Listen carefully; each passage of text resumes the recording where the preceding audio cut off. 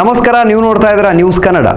ಸವಾಲು ಮೆಟ್ಟಿ ನಿಂತು ಸಾಧನೆಯ ಇತಿಹಾಸ ಬರೆದಂಥ ಒಂದಷ್ಟು ವ್ಯಕ್ತಿ ಮತ್ತು ವಿಚಾರಗಳ ಬಗ್ಗೆ ಬೆಳಕು ಚೆಲ್ಲುವಂಥ ಕಾರ್ಯಕ್ರಮ ಇದು ಯಶಸ್ಸಿನ ಚರಿತ್ರೆ. ನಾನು ಕುಮಾರ್ ವಿಟ್ಲ.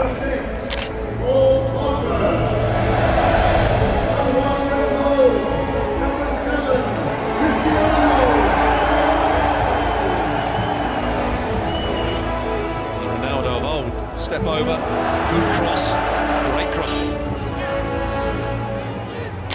ಇವತ್ತಿನ ಯಶಸ್ಸಿನ ಚರಿತ್ರೆಯ ವ್ಯಕ್ತಿ ಕ್ರಿಸ್ಟಿಯಾನೋ ರೊನಾಲ್ಡೋ ಅನ್ನುವಂಥವರು. ಇವರು ಫುಟ್ಬಾಲ್ ಲೋಕದ ಧ್ರುವ ತಾರೆಯಾಗಿ ಮಿಂಚಿದ್ದಾರೆ. ಹಲವಾರು ಸಾಮಾಜಿಕ ಕಾರ್ಯಗಳ ಮೂಲಕ ಅಪಾರ ಅಭಿಮಾನಿಗಳನ್ನು ಕೂಡ ಸಂಪಾದಿಸಿದ್ದಾರೆ. ಫುಟ್ಬಾಲ್ ಲೋಕದಲ್ಲಿ ಧ್ರುವ ತಾರೆಯಾಗಿ ಮಿರಿತಾ ಇರುವಂಥ ಈ ವ್ಯಕ್ತಿ ಹುಟ್ಟಿದಲ್ಲಿ, ಬೆಳೆದಿದ್ದಲ್ಲಿ ಮತ್ತು ಇವರ ಸಾಧನೆ ವಿಚಾರಗಳು ಯಾವುವು ಎಲ್ಲವನ್ನು ಕೂಡ ನೋಡ್ತಾ ಹೋಗೋಣ. ಕ್ರಿಸ್ಟಿಯಾನೋ ರೊನಾಲ್ಡೋ ಡಾಸ್ ಸ್ಯಾಂಟೋಸ್ ಅವೇರೋ ಇದು ಅವರ ಪೂರ್ತಿ ಹೆಸರು. ಅವರು 5 ಫೆಬ್ರವರಿ 1985 ಪೋರ್ಚುಗೀಸ್ ದ್ವೀಪವಾದ ಮಡೈರಾದ ರಾಜಧಾನಿ ಫಂಚಲ್ನ ಸಾವೋ ಪೆಡ್ರೋ ಪ್ಯಾರಿಸ್ನಲ್ಲಿ ಜನಿಸಿದರು ಮತ್ತು ಹತ್ತಿರದ ಸ್ಯಾಂಟೋ ಆಂಟೋನಿಯೋ ಪ್ಯಾರಿಸ್ನಲ್ಲಿ ಅವರು ಬೆಳೆದರು ಕೂಡ. ಅರೆಕಾಲಿಕ ಕಿಟ್ಮ್ಯಾನ್ ಜೋಸ್ ಡೆನಿಸ್ ಅವೇರೋ ಮತ್ತು ಮರಿಯಾ ಡೊಲೋರೆಸ್ ಡಾಸ್ ಸ್ಯಾಂಟೋಸ್ ವಿವೇರೋಸ್ ಡಾ ಅವೇರೋ ಅವರ 4ನೇ ಮತ್ತು ಕಿರಿಯ ಮಗನಾಗಿ ಇವರು ಜನಿಸಿದರು. ಅವರು ಇನ್ನು ಒಬ್ಬ ಹಿರಿಯ ಸಹೋದರ ಹ್ಯೂಗೋ ಮತ್ತು 2 ಹಿರಿಯ ಸಹೋದರಿಯನ್ನು ಕೂಡ ಹೊಂದಿದ್ದಾರೆ. ಬಡತನ ಮತ್ತು ಅವರ ತಂದೆಯ ಕುಡಿತದ ವ್ಯಸನ ಮತ್ತು ಹಲವಾರು ಮಕ್ಕಳನ್ನು ಹೊಂದಿರುವ ಕಾರಣದಿಂದಾಗಿ ಅವರ ತಾಯಿ ಈ ಮಗುವನ್ನು ಗರ್ಭಪಾತ ಮಾಡಲು ಕೂಡ ಬಯಸಿದ್ದಳು ಅನ್ನುವಂಥ ಮಾಹಿತಿಗಳು ಕೂಡ ಇದೆ. ಆದರೆ ಜನ್ಮ ಪಡೆದ ರೊನಾಲ್ಡೋ ಬಡ ರೋಮನ್ ಕ್ಯಾಥೋಲಿಕ್ ಮನೆಯಲ್ಲಿ ಬೆಳೀತಾರೆ. ಬಾಲ್ಯದಲ್ಲಿ ರೊನಾಲ್ಡೋ 1992ರಿಂದ 95ರವರೆಗೆ ಆಂಡೋರಿನಾಗಾಗಿ ಆಡಿದರು.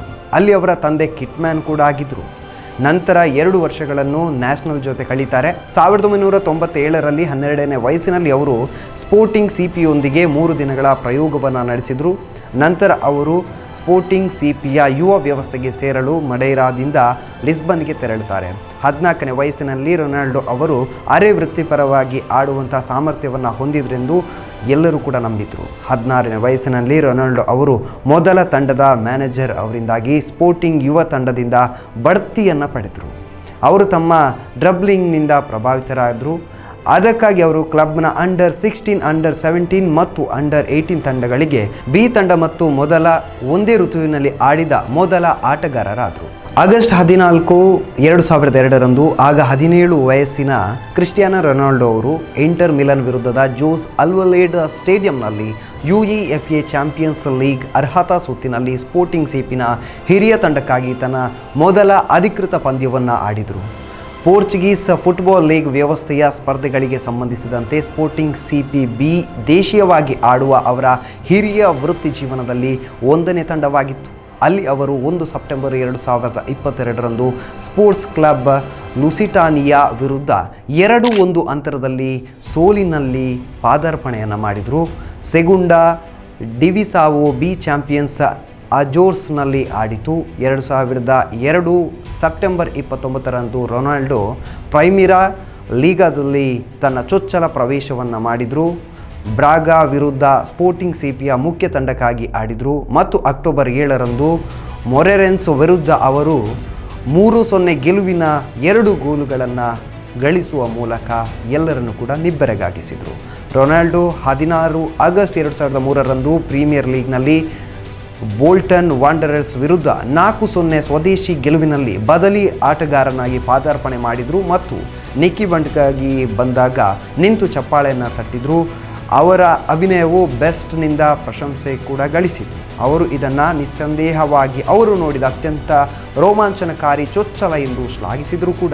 2006-2007 UEFA ಚಾಂಪಿಯನ್ಸ್ ಲೀಗ್ನ ಕ್ವಾರ್ಟರ್ ಫೈನಲ್ ಹಂತದಲ್ಲಿ ರೊನಾಲ್ಡೋ ತನ್ನ 30ನೇ ಪಂದ್ಯದಲ್ಲಿ ತನ್ನ ಮೊದಲ ಗೋಲುಗಳನ್ನು ಗಳಿಸಿದರು.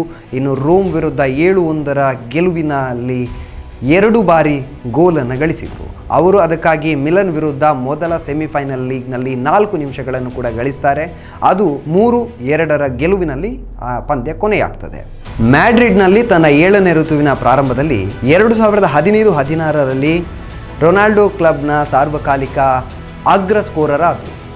ಮೊದಲ ಲೀಗ್ನಲ್ಲಿ ಮತ್ತು ನಂತರದ ಎಲ್ಲ ಸ್ಪರ್ಧೆಗಳಲ್ಲಿ ಸೆಪ್ಟೆಂಬರ್ 12ರಂದು ಎಸ್ಪಾನ್ಯೋಲ್ ವಿರುದ್ಧದ 6-0 ಅಂತರದ ಗೆಲುವಿನಲ್ಲಿ ಅವರ 5 ಗೋಲುಗಳ ಸಾಧನೆಯು ಲಾ ಲೀಗ್ನಲ್ಲಿ 203 ಪಂದ್ಯಗಳಲ್ಲಿ 230 ಗೋಲುಗಳನ್ನು ಗಳಿಸಿತು. ಕ್ಲಬ್ನ ಹಿಂದಿನ ದಾಖಲೆಗಳನ್ನು ಹೊಂದಿರುವ ರೌಲ್ನನ್ನು ಕೂಡ ಇದು ಮೀರಿಸಿತು.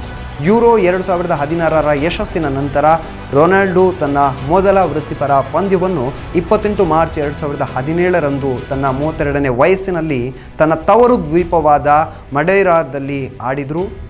ಎಸ್ಟಾಡಿಯೋ ಡಾಸ್ ಬ್ಯಾರೆರೋಸ್ನಲ್ಲಿ ತನ್ನ ಸ್ವೀಡನ್ಗೆ 2-3 ಸೌಹಾರ್ದ ಸೋಲನ್ನು ಕೂಡ ತೆರೆದರು. ಗೋಲಿನೊಂದಿಗೆ ಅವರು ಮಿರೋಸ್ಲಾವ್ ಕ್ಲೋಸ್ ಅವರೊಂದಿಗೆ 71 ಗೋಲುಗಳನ್ನು ಗಳಿಸಿ ಅಂತಾರಾಷ್ಟ್ರೀಯ ಫುಟ್ಬಾಲ್ನಲ್ಲಿ 3ನೇ ಅತಿ ಹೆಚ್ಚು ಸ್ಕೋರ್ ಮಾಡಿದ ಯುರೋಪಿಯನ್ ಆಟಗಾರರಾದರು. ಫೋರ್ಬ್ಸ್ ಮ್ಯಾಗಝಿನ್ ಪ್ರಕಟಿಸುವಂಥ ಜಗತ್ತಿನಲ್ಲೇ ಅತಿ ಹೆಚ್ಚು ಸಂಪಾದನೆ ಮಾಡುವ ಕ್ರೀಡಾಪಟುಗಳ ಪಟ್ಟಿಯಲ್ಲಿ ರೊನಾಲ್ಡೋಗೆ ಅಗ್ರಸ್ಥಾನವು ಕೂಡ ಲಭಿಸಿದೆ. ರೊನಾಲ್ಡೋ ವಾರ್ಷಿಕ ಗಳಿಕೆ 600 ಕೋಟಿಯಿಂದ 1000 ಕೋಟಿಗೂ ಹೆಚ್ಚಿದೆ ಎಂದು ಅಂದಾಜಿಸಲಾಗ್ತಾ ಇದೆ. ಪ್ರತಿ ವರ್ಷದ ಪಟ್ಟಿಯಲ್ಲೂ ಕೂಡ ಅಗ್ರಸ್ಥಾನಿಯಾಗಿ ಹೊರಹೊಮ್ಮುತ್ತಾ ಇದ್ದಾರೆ. ಒಂದು ಸಂದರ್ಭದಲ್ಲಿ ರೊನಾಲ್ಡೋ 2714 ಕೋಟಿ ರೂಪಾಯಿಗಳ ಒಡೆಯ ಎಂಬುದನ್ನು ಪತ್ರಿಕೆಗಳು ಬಹಿರಂಗಪಡಿಸಿವೆ. ಈಗ ಅದು 3000 ಗಡಿಯನ್ನು ದಾಟಿವೆ. ಬಹುರಾಷ್ಟ್ರೀಯ ಉತ್ಪನ್ನ ಕಂಪನಿಗಳು ಕೆಲವು ವರ್ಷಗಳ ಅವಧಿಗೆ ಉತ್ತಮ ಕ್ರೀಡಾಪಟುಗಳೊಂದಿಗೆ ಬ್ರ್ಯಾಂಡ್ ಒಪ್ಪಂದವನ್ನು ಪಡೆದಿರುತ್ತವೆ. ಕ್ರಿಕೆಟ್ನಲ್ಲಿ Virat Kohli, ಫುಟ್ಬಾಲ್ನಲ್ಲಿ Messi, ಅಥ್ಲೆಟಿಕ್ಸ್ನಲ್ಲಿ Hussain bolt, ಬಾಕ್ಸಿಂಗ್ನಲ್ಲಿ mayflower ಇತ್ಯಾದಿ ಇರುತ್ತದೆ. ಆದರೆ ನೈಕಿ ಕಂಪನಿಯು ರೊನಾಲ್ಡೋ ಜೊತೆಗೆ ಅಜೀವ ಪರ್ಯಂತ ಗುತ್ತಿಗೆಗೆ ಸಹಿ ಮಾಡಿದೆ. 6786 ಕೋಟಿ ರೂಪಾಯಿಗಳಿಗೆ ನೈಕಿ ರೊನಾಲ್ಡೋ ಜೊತೆ ವಾಣಿಜ್ಯ ಒಪ್ಪಂದವನ್ನು ಮಾಡಿಕೊಂಡಿದೆ.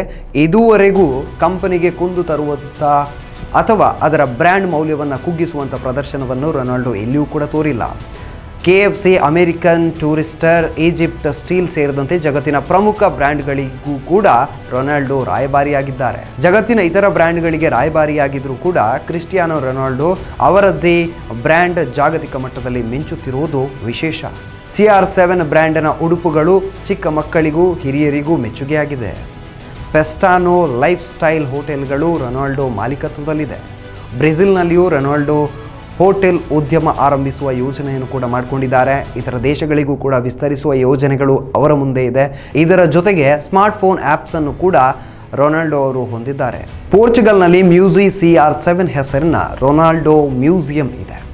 322 ದಶಲಕ್ಷಕ್ಕೂ ಅಧಿಕ ಸೋಷಿಯಲ್ ಮೀಡಿಯಾ ಅಭಿಮಾನಿಗಳು ರೊನಾಲ್ಡೋ ಅವರನ್ನು ಹಿಂಬಾಲಿಸ್ತಾ ಇದ್ದಾರೆ. ಅದು ಇತ್ತೀಚಿನ ದಿನಗಳಲ್ಲಿ ವ್ಯಾಪಕವಾಗಿ ಹೆಚ್ಚಾಗಿದೆ. ವಿಶ್ವಕಪ್ ಆರಂಭವಾಗುವುದಕ್ಕೆ ಮುನ್ನ ಪೋರ್ಚುಗಲ್ನಲ್ಲಿ ನಡೆದ ಅಭ್ಯಾಸ ಪಂದ್ಯದ ನಂತರ ರೊನಾಲ್ಡೋ ಅವರ ಮಗ ಜೂನಿಯರ್ ಕ್ರಿಸ್ಟಿಯಾನೋ ರೊನಾಲ್ಡೋ ತಂದೆಯೊಂದಿಗೆ ಫುಟ್ಬಾಲ್ ಆಡಿ ತಂದೆಯ ಮಾರ್ಗವನ್ನು ಅನುಸರಿಸುತ್ತಿರುವುದನ್ನು ಸ್ಪಷ್ಟಪಡಿಸ್ತಾರೆ.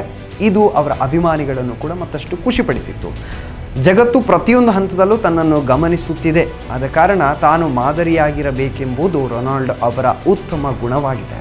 ಜಾಗತಿಕ ಮಟ್ಟದಲ್ಲಿ ಹಲವಾರು ರೀತಿಯ ನೆರವು ನೀಡ್ತಾ ಇರುವಂಥ ರೊನಾಲ್ಡೋ ಗೆಳೆಯನೊಬ್ಬನಿಗೆ ಮೂಳೆ ಮಜ್ಜೆಯನ್ನು ಕೂಡ ದಾನ ಮಾಡಿದ್ದಾರೆ. ಬಾಲ್ಯದಲ್ಲಿಯೇ ಹಲವಾರು ರೀತಿಯ ಸೋಲು ಸವಾಲುಗಳನ್ನು ಮೆಟ್ಟಿ ನಿಂತ ರೊನಾಲ್ಡೋ ಅವರು ಇತ್ತೀಚಿನ ದಿನಗಳಲ್ಲಿ ಅತಿ ಹೆಚ್ಚು ಜನರಿಗೆ ನೆರವು ನೀಡ್ತಾ ಇದ್ದಾರೆ. 2011ರಲ್ಲಿ ಯುರೋಪಿಯನ್ ಗೋಲ್ಡನ್ ಬೂಟ್ ಹರಾಜು ಮಾಡಿ ಅದರಿಂದ ಬಂದಂಥ 8 ಕೋಟಿ ರೂಪಾಯಿಗಳನ್ನು ದಾನ ಮಾಡಿದ್ದಾರೆ. 2013ರ ಬಾಲೂನ್ DOR ಚಿನ್ನದ ಶೂ ಹರಾಜು ಮಾಡಿ ಬಂದಂಥ 3.5 ಕೋಟಿ ರೂಪಾಯಿಗಳನ್ನು ಚಾರಿಟಿಗೆ ನೀಡಿದ್ದಾರೆ. ನೇಪಾಳದ ಭೂಕಂಪ ಸಂತ್ರಸ್ತರಿಗೆ 33 ಕೋಟಿ ರೂಪಾಯಿಗಳ ನೆರವನ್ನು ನೀಡಿದ್ದಾರೆ. ತಮಗೆ ಪಂದ್ಯದಲ್ಲಿ ಗೆದ್ದಾಗ ಬಹುಮಾನವಾಗಿ ಬರುವಂಥ ಹಣವನ್ನು ಹೆಚ್ಚಿನ ಸಂದರ್ಭದಲ್ಲಿ ಕ್ಯಾನ್ಸರ್ ಆಸ್ಪತ್ರೆಗಳಿಗೆ ಅವರು ನೀಡ್ತಾರೆ. ಅಥವಾ ತಮ್ಮ ಅಭಿಮಾನಿಗಳಿಗೆ ಯಾರಿಗಾದರೂ ಅನಾರೋಗ್ಯದಿಂದ ಬಳಲ್ತಾ ಇದ್ದರೆ ಅವರಿಗೆ ನೆರವಾಗಿ ಈ ರೀತಿಯ ಹಣಗಳನ್ನು ನೀಡ್ತಾ ಇದ್ರು. ಪೋರ್ಚುಗಲ್ನಲ್ಲಿರುವಂಥ ಕ್ಯಾನ್ಸರ್ ಆಸ್ಪತ್ರೆಗೆ ರೊನಾಲ್ಡೋ ಆಗಾಗ ನೆರವನ್ನು ನೀಡ್ತಾ ಇರ್ತಾರೆ. ರಷ್ಯಾದಲ್ಲಿ ನಡೆಯುತ್ತಿದ್ದ ವಿಶ್ವಕಪ್ ಪಂದ್ಯಾಟದ ವೇಳೆಯಲ್ಲಿ ವೀಕ್ಷಿಸ್ತಾ ಇರುವಂಥ ಜನರು ಪ್ರಸಕ್ತ ಜಗತ್ತಿನಲ್ಲಿ ಶ್ರೇಷ್ಠ ಆಟಗಾರರು ಯಾರೆಂಬುದರ ಬಗ್ಗೆ ಸಾಕಷ್ಟು ಚರ್ಚೆಗಳನ್ನು ಮಾಡಿದ್ದಾರೆ. ಒಂದು ಕಡೆ ಮೆಸ್ಸಿ ಅಭಿಮಾನಿಗಳಿದ್ದಾರೆ, ಇನ್ನೊಂದು ಕಡೆ ಕ್ರಿಸ್ಟಿಯಾನೋ ರೊನಾಲ್ಡೋ ಅವರ ಜಗತ್ತನ್ನು ಆವರಿಸಿದ್ದಾರೆ. ಆದರೆ ರಷ್ಯಾ ಫುಟ್ಬಾಲ್ ಪಂದ್ಯಾವಳಿ ಮೂಲಕ ರೊನಾಲ್ಡೋ ಜಗತ್ತಿನ ಶ್ರೇಷ್ಠ ಫುಟ್ಬಾಲ್ ಆಟಗಾರ ಎಂಬುದನ್ನು ಕೂಡ ಸಾಬೀತು ಮಾಡಿದ್ದಾರೆ. ಅಭಿಮಾನಿಗಳು ಅಷ್ಟರ ಮಟ್ಟಿಗೆ ರೊನಾಲ್ಡೋ ಅವರನ್ನು ಮೆಚ್ಚಿಕೊಂಡಿದ್ದಾರೆ. ಮೆಸ್ಸಿ ಬಾರ್ಸಿಲೋನಾ ಕ್ಲಬ್ ಪರ ಮಿಂಚುತ್ತಿದ್ದರೂ ಅರ್ಜೆಂಟೈನಾ ಪರ ಆಡುವಾಗ ವಿಫಲರಾಗುತ್ತಾರೆ. ಸಾಕಷ್ಟು ಸಂಪತ್ತು ಗಳಿಸಿದ್ದರೂ ತೆರಿಗೆಯನ್ನು ವಂಚಿಸಿದ ಆರೋಪ ಎದುರಿಸುತ್ತಿದ್ದಾರೆ. ಆದರೆ ರೊನಾಲ್ಡೋ ತಾವು ಗೆದ್ದ ಹಣವನ್ನು ಅಂಗಣದಲ್ಲೇ ದಾನ ಮಾಡಿ ಪ್ರಸಿದ್ಧಿಯನ್ನು ಪಡೆದರು. ದೇಶದ ವಿಚಾರ ಬಂದಾಗ ಇನ್ನೂ ಹೆಚ್ಚಿನ ಕಾಳಜಿಯಿಂದ ಆಡುತ್ತಿದ್ದಾರೆ. ಸರಳ ಸಜ್ಜನಿಕೆ, ಸಹಾಯದ ಗುಣ ಹಾಗೂ ಮಾನವೀಯ ಮೌಲ್ಯಗಳನ್ನು ಹೊಂದಿದ್ದಾರೆ. ಜಗತ್ತಿನ ಸಂಕಷ್ಟಕ್ಕೆ ಸ್ಪಂದಿಸುವ ಕ್ರಿಸ್ಟಿಯಾನೋ ರೊನಾಲ್ಡೋ ಎಷ್ಟು ಗೋಲು ಗಳಿಸಿ ಗೆದ್ದರು ಎನ್ನುವುದಕ್ಕಿಂತ ಗೆದ್ದು ಬದುಕನ ಸಮಾಜದೊಂದಿಗೆ ಹೇಗೆ ಹಂಚಿಕೊಂಡರು ಎನ್ನುವಂಥದ್ದು ಅವರ ಬದುಕಿನಲ್ಲಿ ಬಹಳಷ್ಟು ಮುಖ್ಯ ಆಗಿರ್ತದೆ. ಈ ವಿಚಾರದಲ್ಲಿ ಪೋರ್ಚುಗಲ್ನ ಚಿಕ್ಕ ದ್ವೀಪದಲ್ಲಿ ಹುಟ್ಟಿದ ಫುಟ್ಬಾಲ್ ತಾರೆ ಜಗತ್ತಿಗೆ ಮಾದರಿಯಾಗಿ ನಿಂತಿದ್ದಾರೆ. ಫುಟ್ಬಾಲ್ ಲೋಕದಲ್ಲಿ ಅದೆಷ್ಟೋ ಸಾಧನೆಯನ್ನು ಮಾಡಿದರೂ ಕೂಡ ಸಾಮಾನ್ಯನಂತೆ ಸಾಮಾನ್ಯನಾಗಿ ಬದುಕುತ್ತಿದ್ದಾರೆ. ಒಟ್ಟಿನಲ್ಲಿ ಹಲವಾರು ಜನರಿಗೆ ಫುಟ್ಬಾಲ್ ಧ್ರುವ ತಾರೆಯಾಗಿ ಕಂಡ್ರೆ ಒಂದಷ್ಟು ಮಂದಿಗೆ ಬದುಕಿಗೆ ಭರವಸೆಯಾಗಿ ಕ್ರಿಸ್ಟಿಯಾನೋ ರೊನಾಲ್ಡೋ ಅವರು ಮಾದರಿಯಾಗಿದ್ದಾರೆ. ಇದಾಗಿತ್ತು ಈ ವಾರದ ಯಶಸ್ಸಿನ ಚರಿತ್ರೆ. ಮುಂದಿನ ವಾರ ಮತ್ತೊಂದು ಯಶಸ್ಸಿನ ವ್ಯಕ್ತಿ ವಿಚಾರಗಳ ಬಗ್ಗೆ ಚರಿತ್ರೆಯನ್ನು ಎತ್ಕೊಂಡು ಬರ್ತೀವಿ. ಅಲ್ಲಿವರೆಗೂ ನೋಡ್ತಾ ಇರಿ ನ್ಯೂಸ್ ಕನ್ನಡ.